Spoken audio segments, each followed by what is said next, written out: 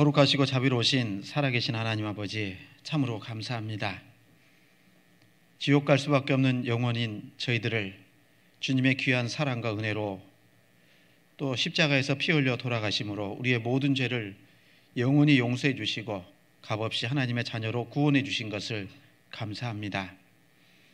구원해 주셨을 뿐만 아니라 또 주님의 몸된 교회 안에서 함께 교제할 수 있도록 도와주시고 또 새해를 허락해 주셔서 하나님의 복음을 전할 수 있는 귀한 기회도 허락해 주신 것 감사합니다.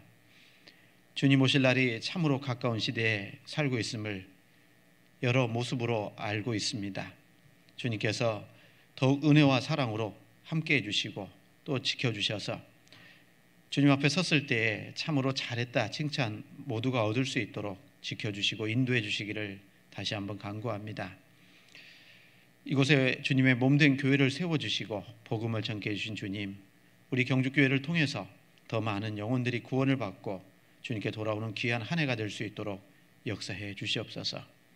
이를 위해서 모든 형제 자매님들 함께 기도하고 수고하고 희생하는 가운데 구원의 열매가 풍성하게 나타나는 귀한 한 해가 될 수 있도록 도와주시고 또 주님께서 모든 형편과 사정을 아시오니 우리 형제 자매님들 여러 가지 시험과 고난과 핍박 속에 있는 분들 일일이 주님께서 능력으로 도와주셔서 그 모든 어려움들을 잘 이겨낼 수 있도록 허락해 주시옵소서.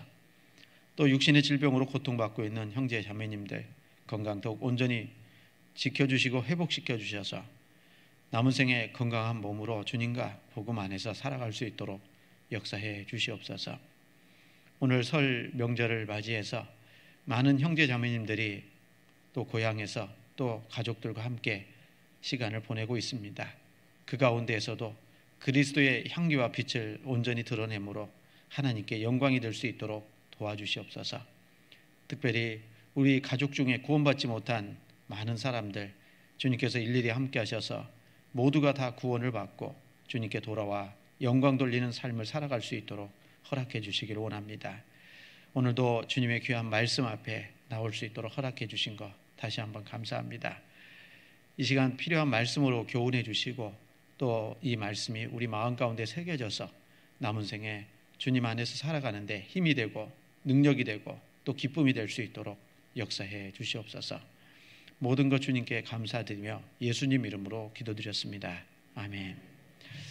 같이 성경 우리 누가복음 2장을 보시겠습니다. 누가복음 2장입니다.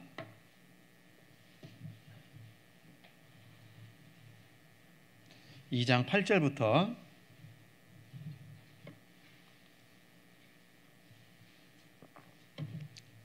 20절까지 말씀인데요. 신약성경 89페이지입니다. 신약성경 89페이지 제가 8절부터 읽도록 그렇게 하겠습니다. 그 지경에 목자들이 밖에서 밤에 자기 양떼를 지키더니 주의 사자가 곁에 서고 주의 영광이 저희를 두루 비치매 크게 무서워하는지라. 천사가 이르되 무서워 말라. 보라, 내가 온 백성에게 미칠 큰 기쁨의 좋은 소식을 너희에게 전하노라. 오늘날 다윗의 동네에 너희를 위하여 구주가 나셨으니 곧 그리스도 주시니라. 너희가 가서 강보에 쌓여 구에 누인 아기를 보리니 이것이 너희에게 표적이니라 하더니 호련히 허다한 천군이 그 천사와 함께 있어 하나님을 찬송하여 가로되 지극히 높은 곳에서는 하나님께 영광이요 땅에서는 기뻐하심을 입은 사람들 중에 평화로다 하니라.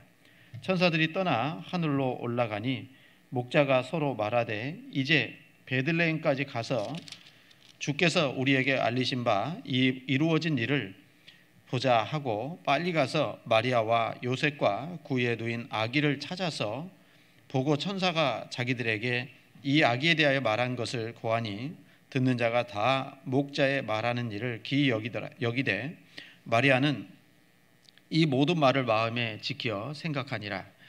목자가 자기들에게 이르던 바와 같이 듣고 본 그 모든 것을 인하여 하나님께 영광을 돌리고 찬송하며 돌아가니라. 여기까지요. 안녕하세요.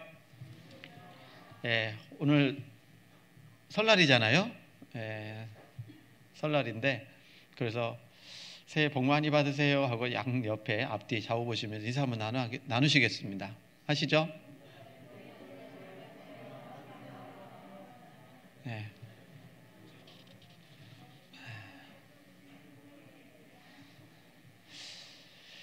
예, 이런 특별한 날이면 좀 긴장이 됩니다. 더 말씀을 길게 하면 안 되니까 그래서 더 긴장이 됩니다. 말씀 짧게 하는 게 더 힘든 것 같아요. 어쨌든 2023년 개묘년이 시작이 이제 됐는데 우리 한국인의 정서로는 이제 음력설이잖아요. 구정 이 설날이 한 해 진짜 시작인 것 같다라는 생각을 해보게 됩니다. 개묘년이죠. 토끼띠라고 하는데 토끼띠 생각하면 다 산 그 얘기를 주로 이제 연초에 말씀을 많이 드린 것 같은데 그래서 많이 이제 토끼가 새끼를 많이 낳듯이 올 한 해 우리 교회를 통해서 참으로 많은 사람들이 구원을 받았으면 좋겠다 이런 생각으로 이제 교제를 했는데 아침에 어떤 목사님 문자를 주셔가지고 토끼 해에 껑충껑충 뛴다고 그래서 우리 경주교회가 또 문자 주시면서 한 단계 껑충껑충 성장하는 그런 교회가 되었으면 좋겠다라는 바람의 문자를 보내주셨더라고요. 그래서 토끼를 생각하면 그것도 있구나 생각을 했습니다. 많이 낳는 것만 생각했는데 성장도 의미가 있겠구나라는 생각을 좀 해봤어요. 우리 구원받은 그리스도인들은 이제 잘 아시는 것처럼 이제 설 명절 이제 많은 사람들이 이제 다 가족이 구원을 받았으면 제사나 차례상 차리는 문제에 좀 자유로울 텐데 그래도 우리 오늘 여기 앉아 계신 분들은 거의 그런 부분에서 조금은 더 자유로운 분들이라고 생각이 들어요.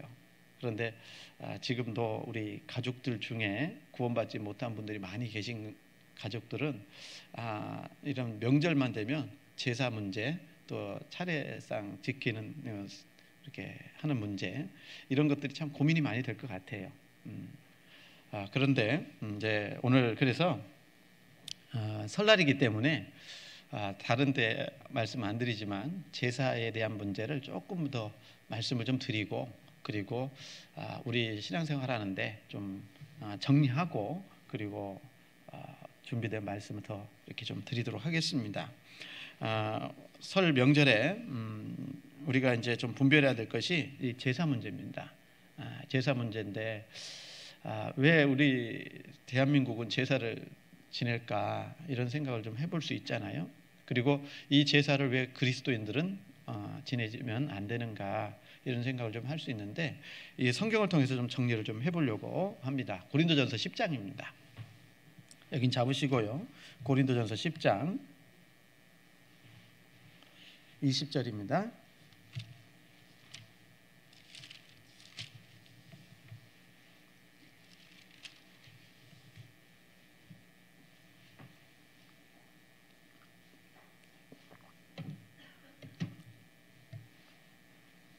고린도전서 10장 20절 말씀 같이 한번 읽도록 하겠습니다. 대저 이방인의 제사하는 것은 귀신에게 하는 것이요 하나님께 제사하는 것이 아니니 나는 너희가 귀신과 교제하는 자 되기를 원하지 아니하노라. 대저 이방인의 제사하는 것은 이제 누구에게 하는 거예요? 귀신에게 하는 것이요 하나님께 제사하는 것이 아니니 나는 너희가 귀신과 교제하는 자 되기를 원치 아니하노라. 구원받지 못한 사람들이 제사를 지내는데 그것은 귀신에게 제사 드리는 거기 때문에 하나님은 그것을 원하지 않는다라고 말씀하셔요. 당연히 하나님께 구원받은 그리스도인들은 누구에게 제사를 지내야 돼요? 하나님께 제사를 지내야 되죠. 그런데 이 이방인들이 하는 제사는 귀신에게 하는 거다라고 얘기합니다. 그러면 우리나라 사람들은 왜 이렇게 제사를 고집할까? 몇 가지 이유가 있어요. 첫 번째 이유는 이 제사가 우리나라의 본래의 풍습이라고, 미풍양속이라고 이렇게 생각하기 때문에 제사를 지냅니다. 그런데 그것도 엄밀히 따져보면 제사는 우리나라의 그런 본래 풍속이 아닙니다. 원래 제사는 우리나라도 하나님께, 그러니까 천신, 하늘의 제사를 지냈지 조상에게 제사를 지낸 것은 고려시대 이후입니다. 그래서 저도 이제 그 사만 시대부터 이제 하늘에 이렇게 제사를 지낸 부분이 있고, 저 우리나라 최북단 남한으로 따지면요, 그 강화에 가면은 만이산이 있잖아요. 만이산 안 들어보셨어요? 마이산하고 좀 헷갈릴 수도 있는데 이 만이산이 있습니다. 만이산. 이 만이산의 꼭대기에 올라가면 참성단이라고 있어요. 그 참성단이 이제 제사를 지내는 곳인데, 그 제사를 누구에게 드렸다면 하나님께, 하늘에게 제사를 지낸 곳이 이 참성단입니다. 그러니까 우리나라는 원래부터 조상에게 제사를 지냈다기보다는 하나님께, 하늘에 제사를 지내는 것이 본래 풍속이다, 이렇게 얘기할 수 있는 겁니다. 그러니까 이 조상 제사를 지내기 시작한 것은요, 신으로 섬기고 그리고 조상 제사를 보낸 것은 고려시대 때부터예요. 고려시대. 그래서 이 조상 제사가 이제 시작된 이유 중에 하나가, 잘 아시는 그 고려시대에 그 먹고 살 것이 많이 부족하고, 그리고 어르신들을 지게에 지고 산속 깊은 데다가 두고 오시는 그 풍속 아시죠? 고려장. 이 고려장이 있었습니다. 그러니까 이 조상을, 부모님을 갖다가 그렇게 하는 것은 맞지 않잖아요. 그래서 그런 풍속 때문에 그 일부 이제 그 상류층, 정부 이렇게 강요 이런 그 상류층들이, 그 중에 이제 한 사람이 안혜헌이라는 사람이 있었는데, 그 사람이 효를 장려하면서 도입한 것이 이 조상제사예요. 그러니까 우리가 생각하는 것처럼 이 조상에다가 제사 지내는 것 자체가 우리나라의 미풍양속이 아니고 원래 전래된 풍속이 아니라 고려시대 때부터 그 효를 장려하는 목적으로 만들어진 게 이 조상을 신으로 섬기는, 그리고 제사 지내는 것이다, 이렇게 얘기할 수 있는 겁니다. 그래서 그리고 불교, 유교 제사에서 또 제사 모두 다 우리나라의 전래적인 것이 아니라, 원래 그것이 아니라 인도나 중국에서 온 것이잖아요. 유교는 중국에서 왔고 불교는 인도에서 왔고요. 그렇죠?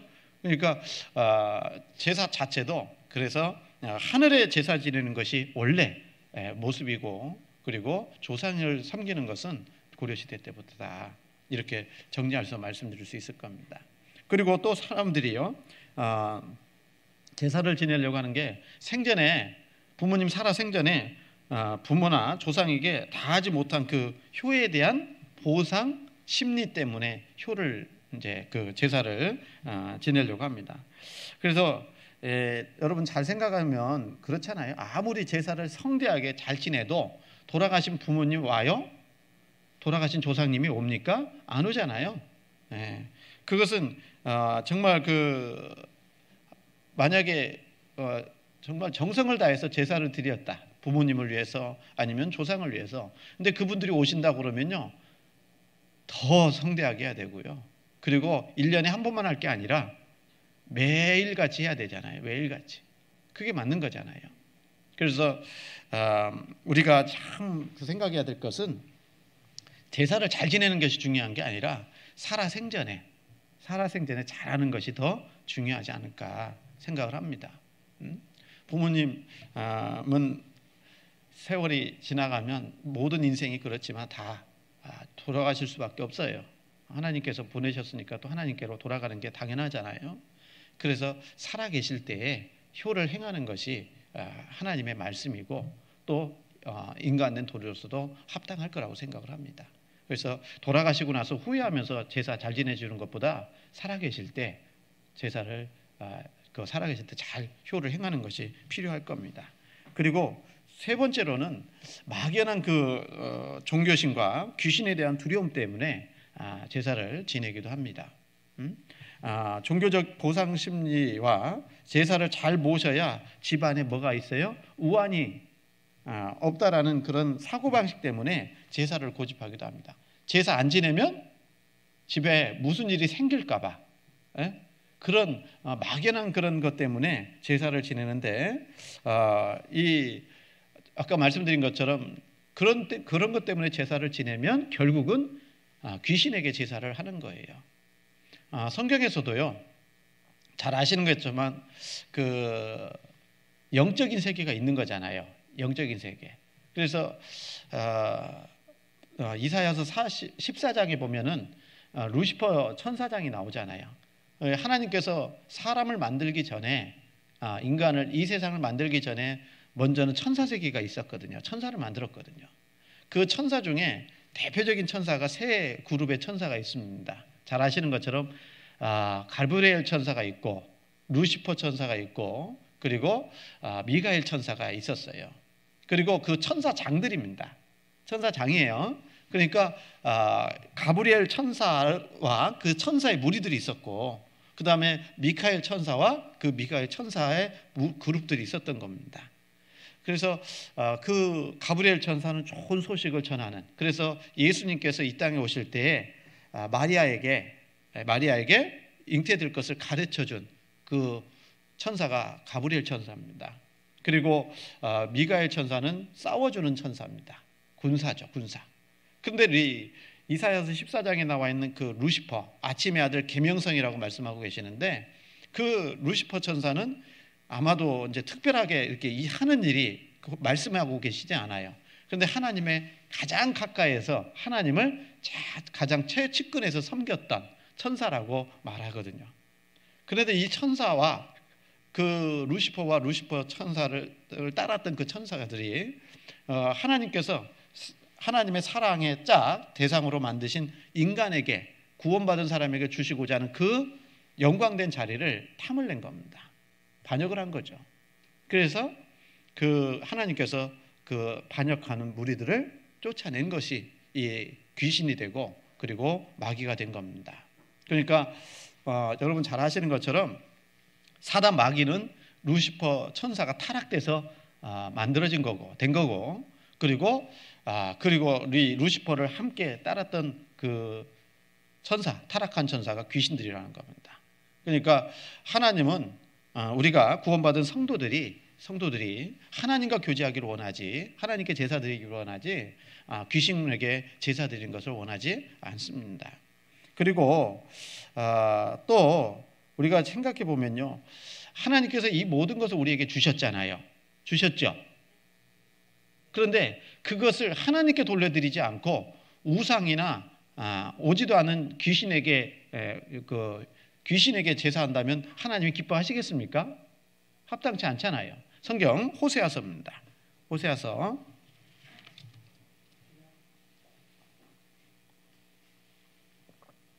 2장 구약 성경입니다.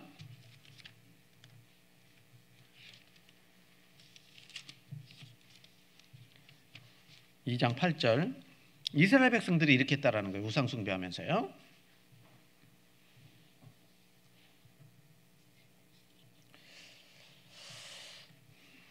(2장 8절) 같이 읽습니다. 곡식과 새 포도주와 기름은 내가 저에게 준 것이요 저희가 바알을 위하여 쓴 은과 금도 내가 저에게 더하여 준 것이오늘 저가 알지 못하도다. 하나님께서 주셨는데 이스라엘 백성들은 어때요? 여기 곡식과 새 포도주와 기름은 내가 저에게 준 것인데 그걸 가지고 우상에게 드리더라 그 말이에요. 또 은과 금도 내가 저에게 더하여 준 것이거늘 저가 알지 못하고 바알에게 드리더라. 하나님을 배신하는 행위잖아요. 배반하는 행위입니다.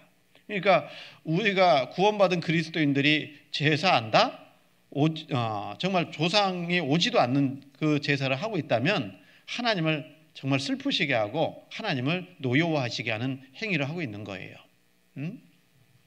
그리고 또 제사하는 이유가 현세에서 복을 받고자 하는 기복적인 그 신앙적 사고방식 때문에 그런 겁니다.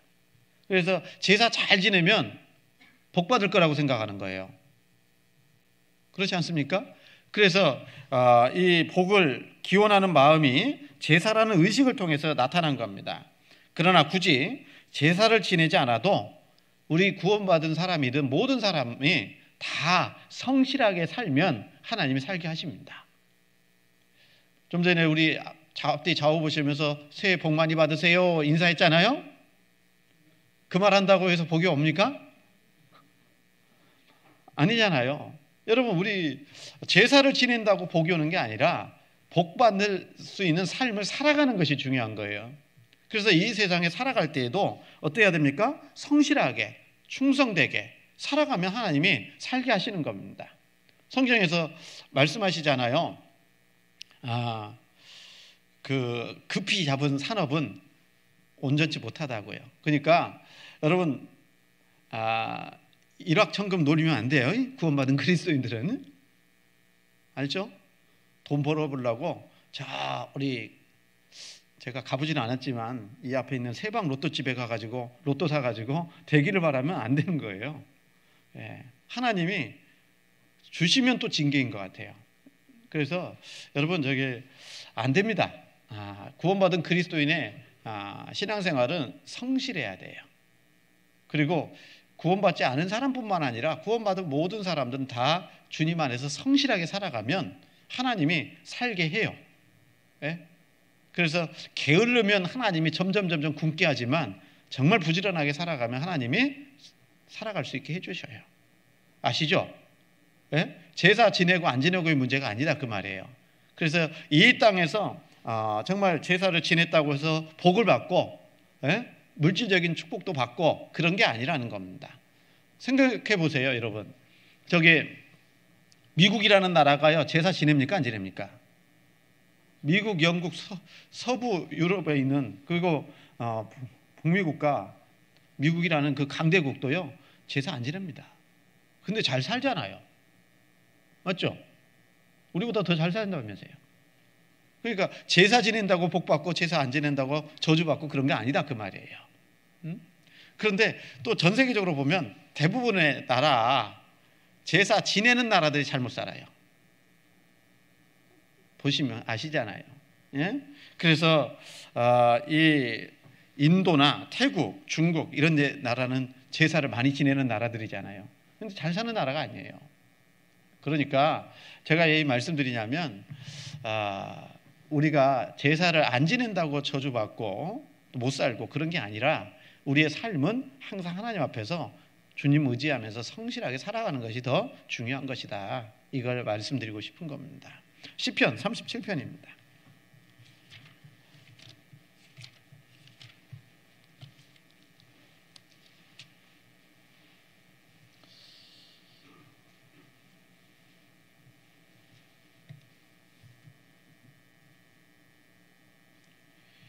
시편 37편 3절입니다.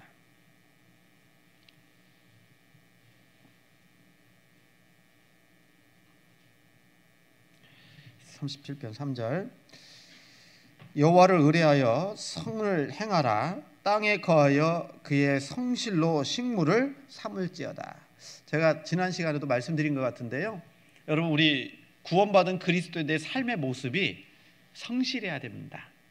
성실로 식물을 삼을지어다. 성실로 식물을 삼을지어다. 성실로 식물을 삼으라고 했는데 우리가 밥을 하루에 3끼 꼭 드시잖아요. 요즘 뭐 다이어트 때문에 2끼 드시기도 하지만 어쨌든 밥은 하루에 계속 반복적으로 드시잖아요. 그렇죠? 반복적으로 드시고 계시잖아요. 네. 그런 것처럼 우리의 삶이 반복적으로 계속 꾸준히 나타날 것이 무엇이죠? 성실함이에요. 성실함. 성실로 식물을 삼을지어다. 또 여호와를 기뻐하라. 저가 내 마음의 소원을 이루어 주시리로다 라고 말씀을 하셨습니다. 그러니까 우리 제사의 문제 때문에 잘 살고 못 살고의 문제가 아니다. 우리 하나님 앞에서의 삶은 성실하냐 그렇지 못하냐, 부지런하냐 게으르냐, 이 모습 때문에 복을 받기도 하고 그렇지 않을 수도 있다라는 것을 말씀하고 있는 겁니다. 그리고 또 이 제사를 지낼 때 보니까 제사라는 의식을 통해서 요즘은 이제 핵가족화 시대잖아요. 가족 관계가 많이 이제 흐트러졌잖아요. 그래서 가족 간의 유계 질서를 바로잡고 효에 대한 의식을 함양하고 가족 간의 화합을 도모하기 위해서 제사를 지내기도 한답니다. 자주 만나야 되잖아요. 그런데 여러분, 가족 간의 회복이 그렇게 모여야 해서 가족 간의 관계가 회복이 됩니까? 그렇지 않을 겁니다. 성경에서는요, 효를 강조하고 말씀하고 계십니다. 그러니까 성경적으로 돌아오면 가족 관계는 회복되게 돼 있어요. 쉽게 얘기한다면 여러분, 이제 한 사람이 구원을 받으면 그 집안은 조금 힘들죠. 왜요? 싸움이 생기니까. 구원받은 사람과 구원받지 않은 사람이 이제 있으니까 서로 이렇게 하나가 될 수가 없잖아요. 그런데 시간이 흘러서 한 사람 한 사람 가족들이 구원을 받고 나면 어떻습니까? 그 가족이 더 하나가 돼요. 더 화목해져요. 하나님 안에서.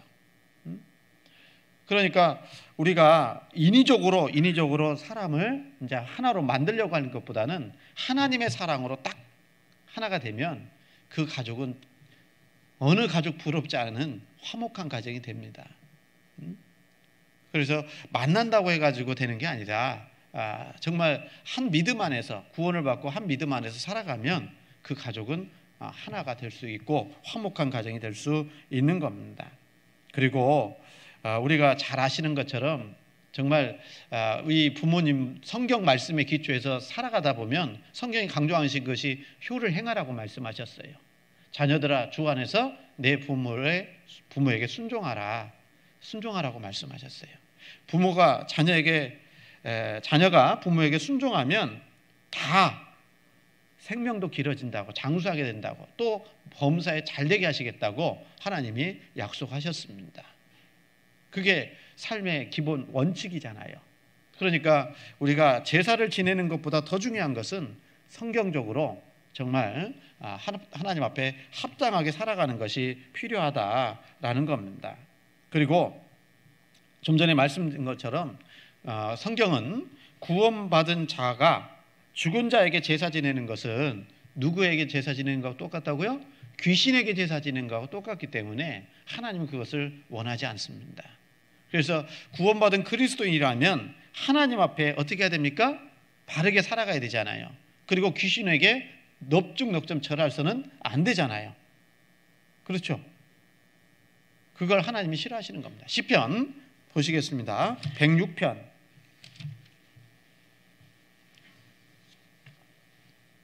시편 106편 28절입니다.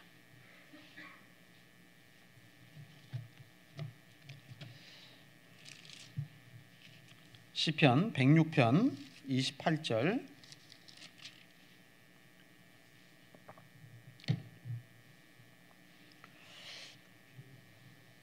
(28절) (29절)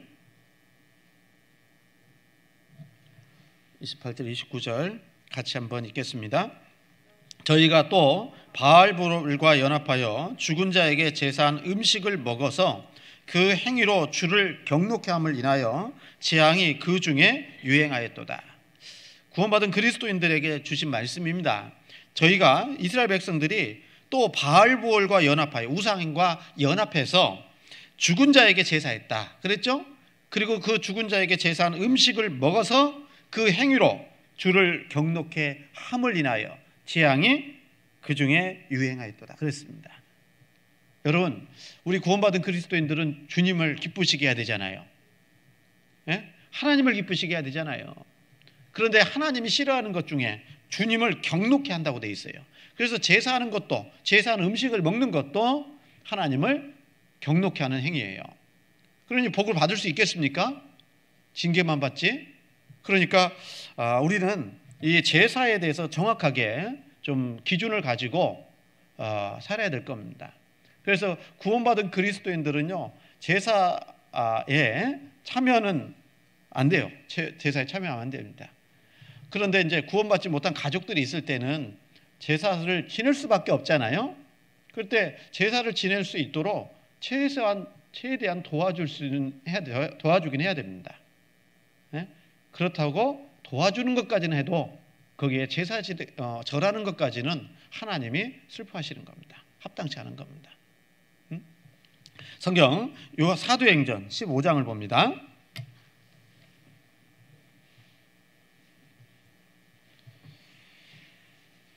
사도행전 15장.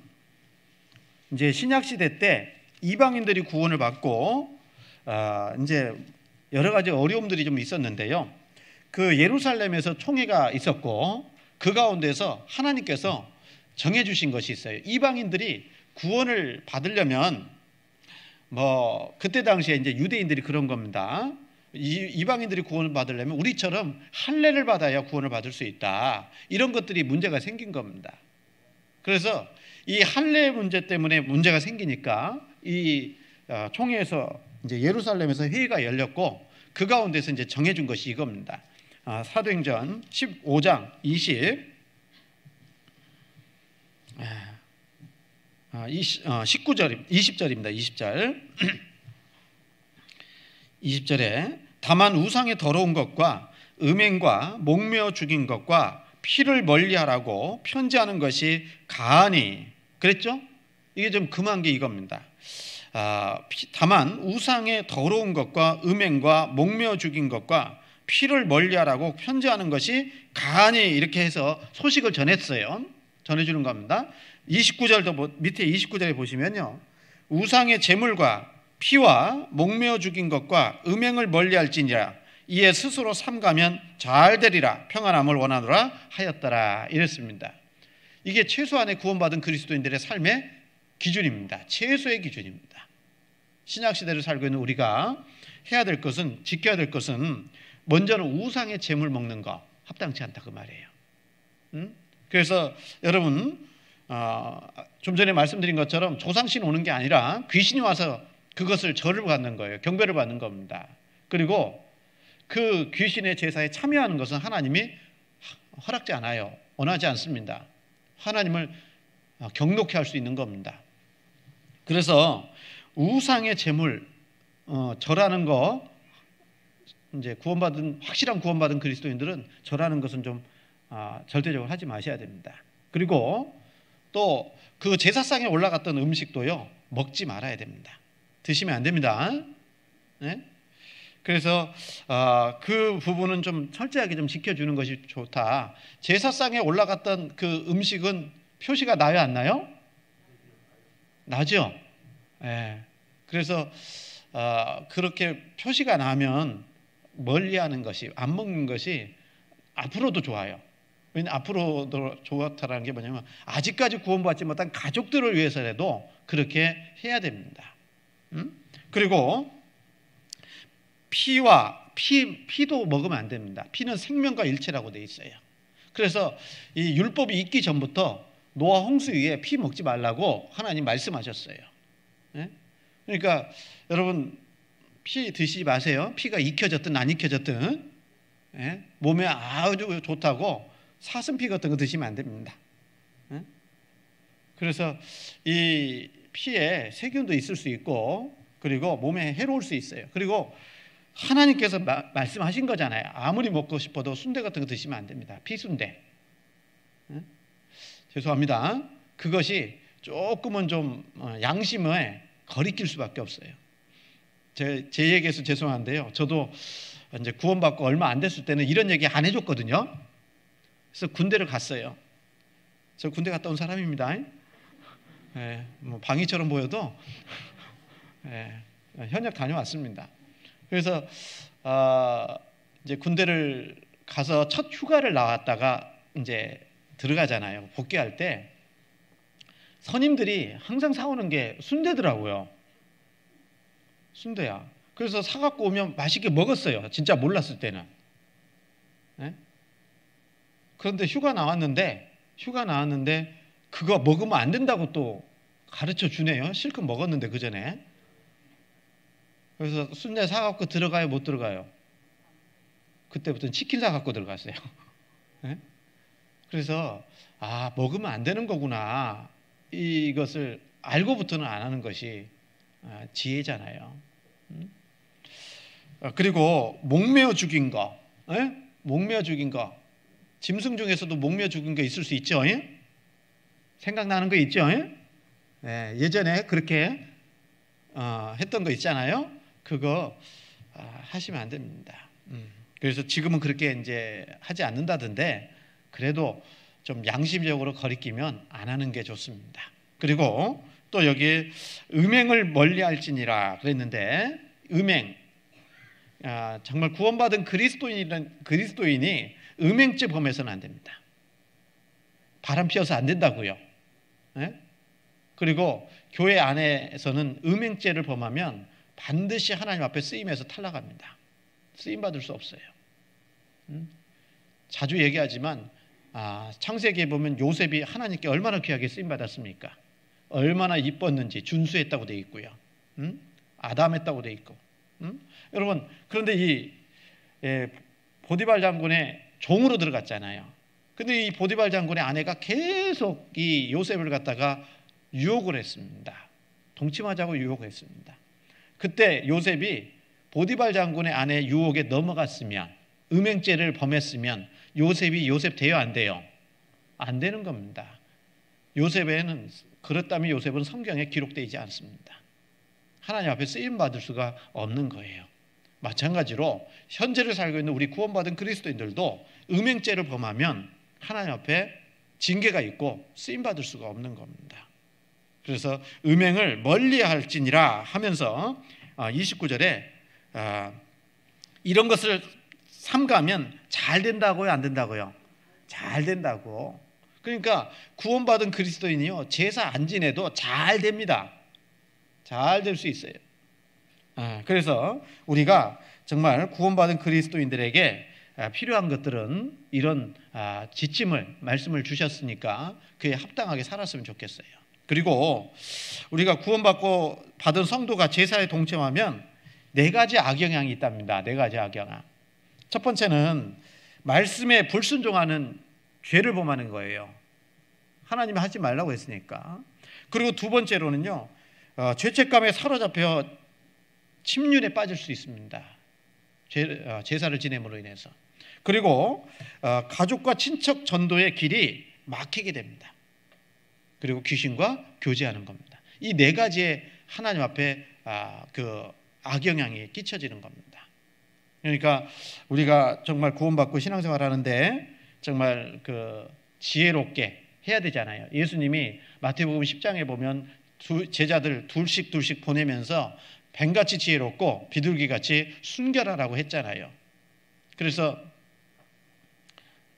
이제 끝났겠지만 우리 식구들 중에 나는 교회 다니니까 구원받았으니까 제사 음식 안 먹어 그러면요, 그래 잘했네 그렇게 반응하지 않습니다.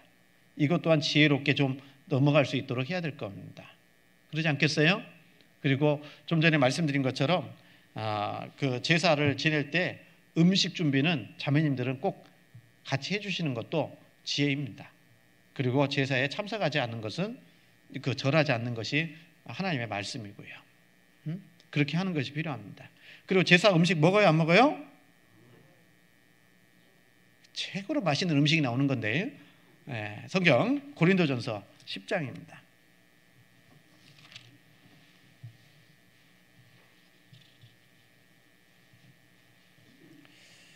고린도전서 10장 25절입니다.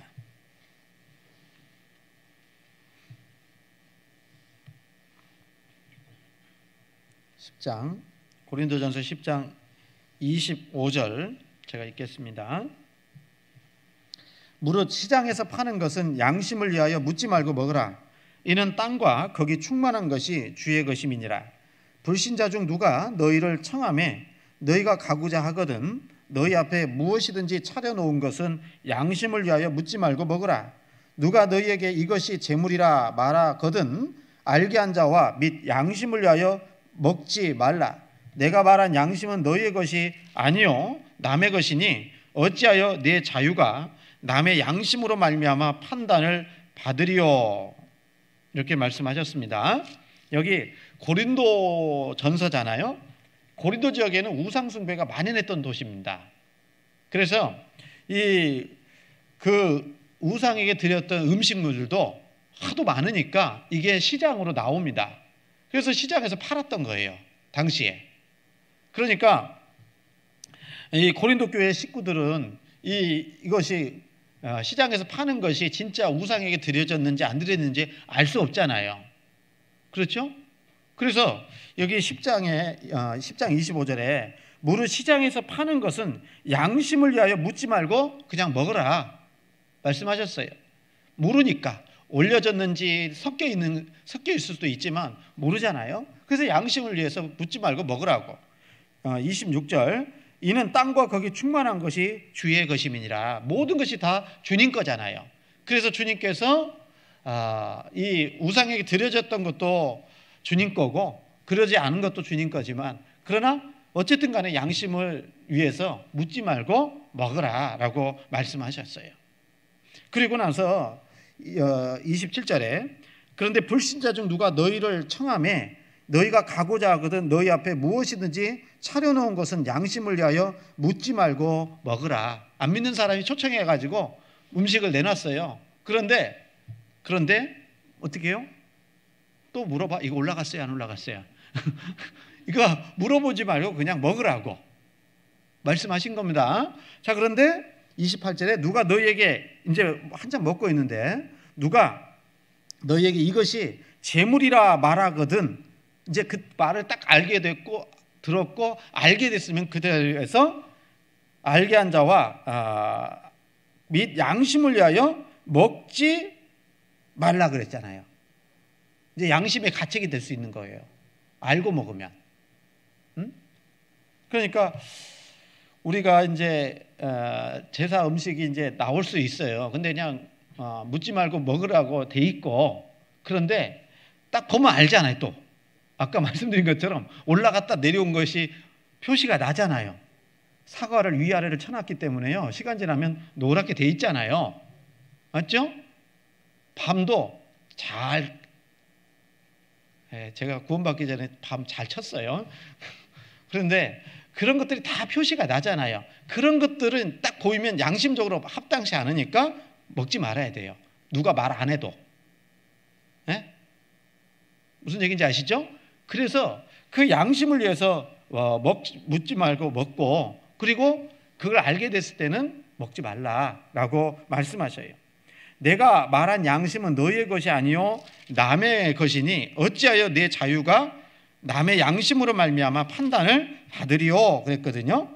그래서 우리가 이제 다 알려준 사람들이 악한 목적으로 얘기해 줄 때도 있거든요. 시험하려고 테스트하려고요. 그러니까 절대 알게 됐을 때는 안 먹는 것이 먹지 않는 것이 하나님의 말씀이고요. 고린도전서 8장입니다. 8장 고린도전서 8장 7절입니다.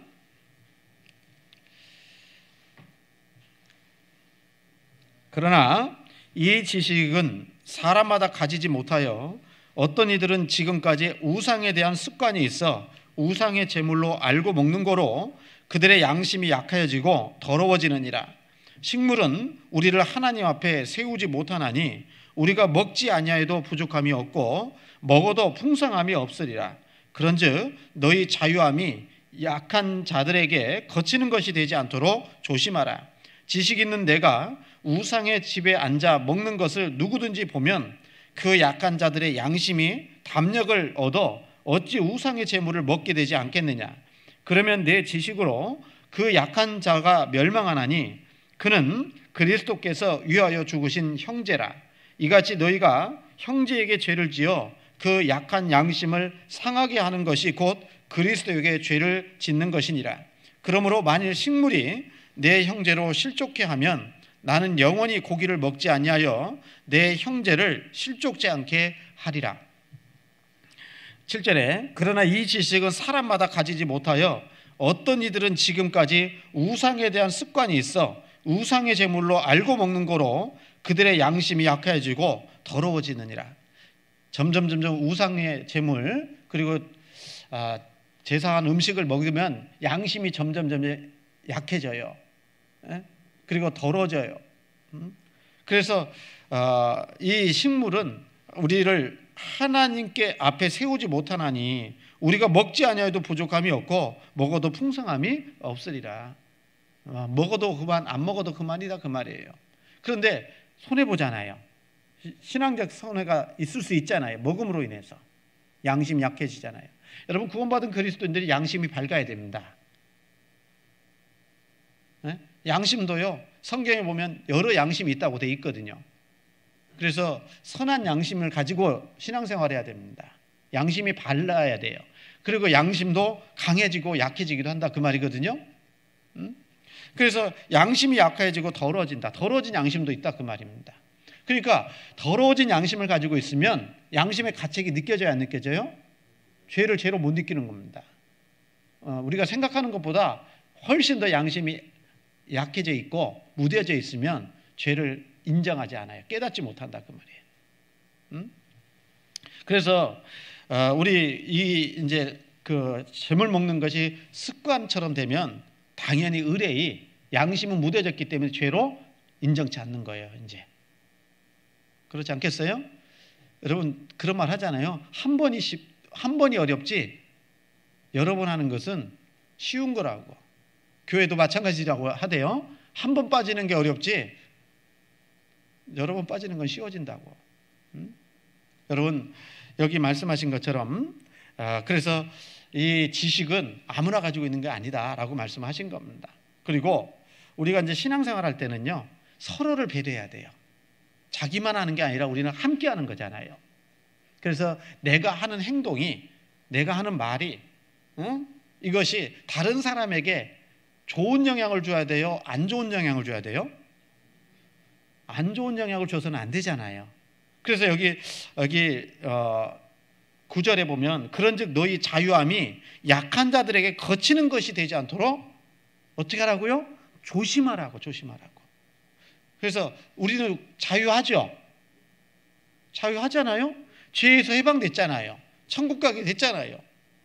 그래서 뭐 교회에 특별한 규칙이 있습니까? 없잖아요.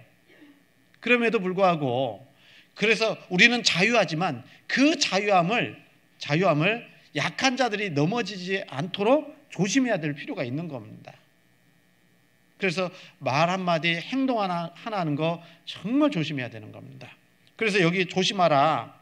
그래서 앞서 있다고 알고 있는 사람이 지식 있는 내가 우상의 집에 앉아 먹는 것을 누구든지 보면 그렇죠. 먼저 구원받은 사람이 앞에서 일하는 사람이 우상의 재물을 먹고 있으면 어떻습니까? 나중에 구원받은 사람이 신앙이 약한 사람이 우상의 재물 먹어도 되는갑다 이렇게 생각하고 참여할 수 있잖아요. 그러면 그 형제를 실족해 할 수도 있고 넘어지게 할 수도 있는 거잖아요. 그래서 조심해야 된다 그 말이거든요. 그러니까 여기 집에 앉아 먹는 것을 누구든지 보면 그 약한 자들의 양심이 담력을 얻어 어찌 우상의 재물을 먹게 되지 않겠느냐. 그러면 네 지식으로 그 약한 자가 멸망하나니 그는 그리스도께서 위하여 죽으신 형제라 이렇게 돼 있잖아요. 그러니까 형제 자매가 실족하지 않도록 넘어지지 않도록 매사에 조심해야 될 거다. 교회에서도 그렇고요. 또 세상 살아가는 가운데서도 그렇습니다. 그러니까 우리는 매사에 좀 조심할 필요가 있겠다. 그러니까 말하는 것도 행동하는 것도 정말 거치는 것이 되지 않도록 조심해야 됩니다. 그리고 그래서 이제 예전에요 제가 자주 말씀드린 것 같은데 어떤 이제 직장 생활하다 보면 회식할 수도 있잖아요. 우리 형제님들 회식하면 소주 드세요 안 드세요? 간만에 먹어봐야지 그러면 안 됩니다. 그런데 그 소주 이제 구원 안 받은 사람들은 소주 드시고 뭐 그럴 수 있겠죠. 맥주 드시고 술 드시겠죠. 회식하면. 그런데 안 갈 수가 없잖아요. 또 그 자리에 참여할 수 있잖아요. 그럴 때 어떻게 해야 돼요? 같이 홀짝홀짝 드시면 안 됩니다. 예? 그런데 그 정말 먹고 있는 모습을 지나가는 형제가 다 봤다, 믿음이 역한 형제가 봤다, 그러면 먹어도 되는가 보다 이렇게 생각할 수 있고, 그러므로 해서 실족할 수 있다 그 말이거든요. 그래서 나는 안 먹었어 그랬거든요. 근데 먹은 걸로 봤어요. 왜? 이런 잔에다가 사이다를 마셨거든요. 그러니까 지나가는 사람이 볼 때는 뭐예요? 술로 보이는 거예요. 이런 것까지 조심할 필요가 있겠다 싶은 마음이 있는 거예요. 그래서 환타 드시든지 콜라 드시든지, 예? 많고 많은 음료수 중에 굳이 사이다를 먹으려고 할 이유는 물론 드시지 말라는 게 아닙니다. 오해거리를 만들지 않도록 조심하자 그 말이거든요. 그래서 사도 바울이 그런 마음으로 전도했어요. 13절에 보면, 13절에 그러므로 만일 식물이 내 형제를 실족케 하면 나는 영원히 고기를 먹지 아니하여 내 형제를 실족지 않게 하리라 그랬잖아요. 맞죠? 이 마음이 우리 마음에 필요한 겁니다. 우리도요. 그래서 나는 뭐 먹고 싶지만 이것이 형제자매를 실족케 하는 일이 된다면 나는 안 먹겠다. 나는 이 행동 안 해야 돼. 나는 이거 하고 싶지만 어떤 형제자매가 이것을 통해서 나에게 보고 실족한다면 나는 계속 안 할 거다. 이런 마음이 우리에게 필요하다라는 겁니다. 그래서 여러분, 제사 지내는 것 모습을 보면서요, 정말 제사 음식 참여함으로 인해서 다른 형제자매가 무너질 수 있다. 그리고 아까 말씀드린 것처럼 전도가 맡길 수 있어요. 가족 전도가. 예? 왜요? 늘 말씀드리지만요, 전도는 내가 먼저 구별돼서 살아가야지 전도가 되는 거예요. 전도는 말로 하는 게 아닙니다. 물론 말로도 해야 되죠. 가만히 말 없이 어떻게 전도하겠어요. 그러나 말보다 더 힘있게 되는 것이, 말에 힘을 주는 게 뭐예요? 행동이에요. 행동. 삶입니다. 그렇지 않겠습니까? 마태복음 5장입니다. 마태복음 5장.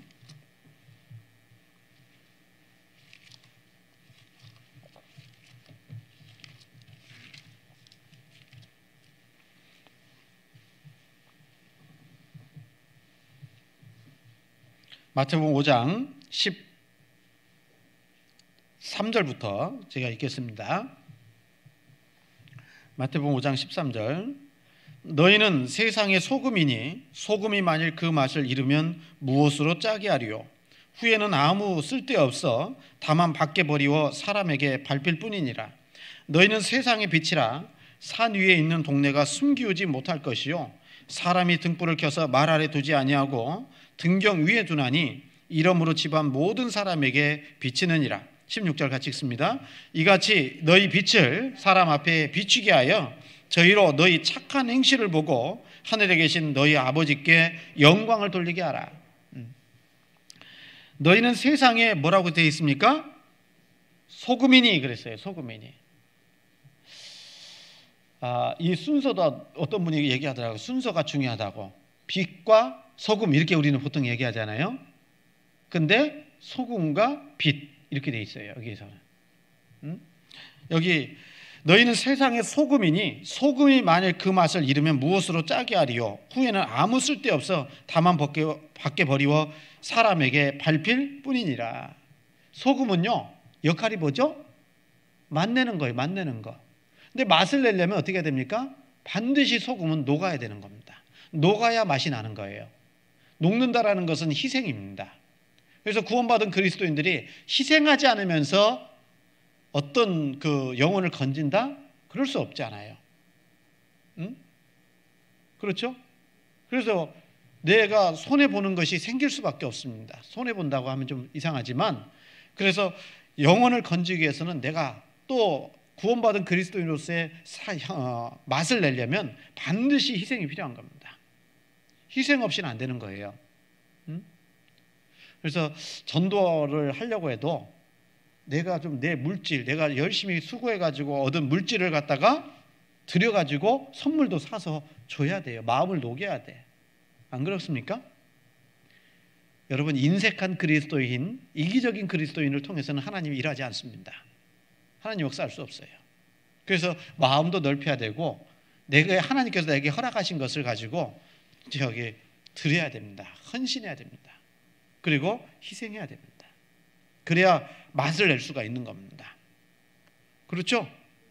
예? 맛을 잃어버리면 아무 쓸모가 없다. 그래서 맛 잃은 그리스도인 세상에 살 이유가 없는 거죠.